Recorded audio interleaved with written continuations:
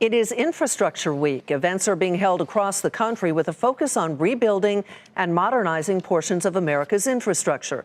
Tonight, we take a look at the drive to be less reliant on the electrical grid. Home builders are leading the charge, using the latest technology to build large developments that use no energy at all. Diana Olick is in Irvine, California. From the outside, these look like your basic California condos, 44 units. But inside, they are actually zero, net zero, meaning they produce as much energy as they use. The multifamily is more challenging because you don't have as much space for solar collectors. It's a tighter site. The land is more constrained, so it's a lot more complicated to execute.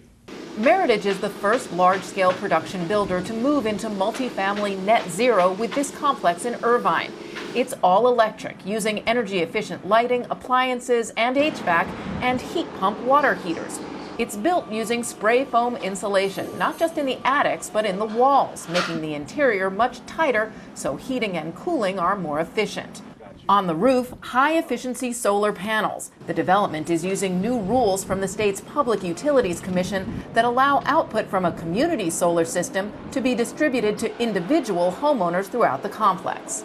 Even sunny California isn't sunny every day, so when the sun is shining, the solar systems produce more energy than is needed, and that energy is sold back to the utility company, and the homeowner gets a credit. So on dark, rainy days, they use that credit, and the bill comes out to net zero.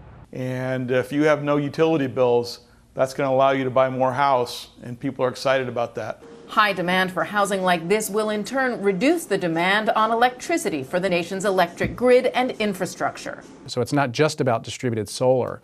It's also about our buildings being able to be grid responsive. So utilizing renewable energy when it's available in our buildings and not utilizing grid energy when it's not very low carbon. The condos are slightly more expensive up front, but the utility savings pay that back in about 7 years of ownership.